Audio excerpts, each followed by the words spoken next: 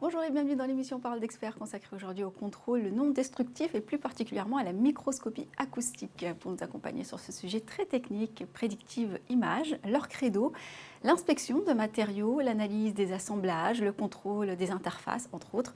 Alors pour nous accompagner sur ce sujet, Isaline Richard, présidente de l'entreprise Prédictive Image, bonjour. Bonjour. Alors déjà, forcément, pour commencer, je suis obligée de vous demander qu'est-ce que la microscopie acoustique? Je dois vous avouer que c'est un terme que je n'avais jamais entendu avant de préparer cette émission. Alors la microscopie acoustique, c'est un moyen de contrôle dit non destructif. En fait, c'est un moyen qui permet de regarder à l'intérieur des matériaux ou des pièces sans les détruire. On fait souvent l'analogie avec les laboratoires médicaux.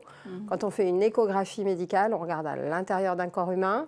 Quand on fait de la microscopie acoustique, on regarde à l'intérieur d'une pièce ou d'un assemblage. Alors forcément, j'ai envie de vous demander pour quel type de secteur vous travaillez, surtout à quel type de besoin ça répond finalement. Alors, la microscopie acoustique permet de voir de très petits défauts dans des pièces à forte valeur ajoutée. Du coup, on travaille beaucoup pour l'aéronautique, l'automobile, le spatial, le militaire. Enfin, partout où il y a beaucoup de composants électroniques, il y a besoin de les analyser avant de les intégrer. Et la microscopie acoustique permet de contrôler ce type de pièces. Et force est de constater qu'il y a des besoins puisque vous rayonnez au niveau national mais aussi à l'international. Et d'ailleurs, je crois que vous venez de clôturer un gros projet européen qui a duré 3 ans. Qu'est-ce qu'il en est sorti de ce projet, par exemple, concrètement ? Alors effectivement, en fait, c'est un projet européen. On a été sollicité par ST Microélectronique et il y avait une vingtaine d'acteurs. On a réalisé une pièce de référence qui permet d'être utilisée sur tous les microscopes acoustiques et qui est représentative des assemblages qu'on dit complexes. Voilà, donc c'est un projet européen parce qu'il y avait les grands acteurs comme ST, Infineon, etc.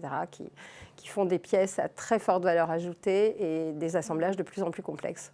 Et alors, est-ce que j'imagine que c'est pour ça que Prédictive Image a choisi de se spécialiser dans ce domaine précisément? Et comment précisément vous vous êtes spécialisé là-dedans? Alors, nous, on est un laboratoire qui ne faisons qu'exclusivement du contrôle non destructif.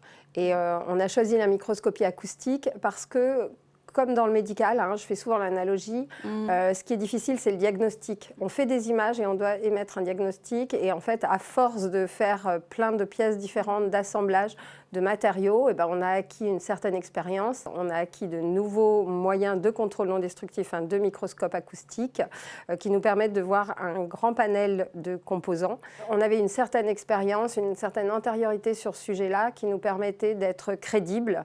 Et le nombre de pièces aujourd'hui qui sont passées dans nos laboratoires fait qu'on a une vraie valeur ajoutée et qu'on a un diagnostic qui est reconnu dans ce secteur d'activité.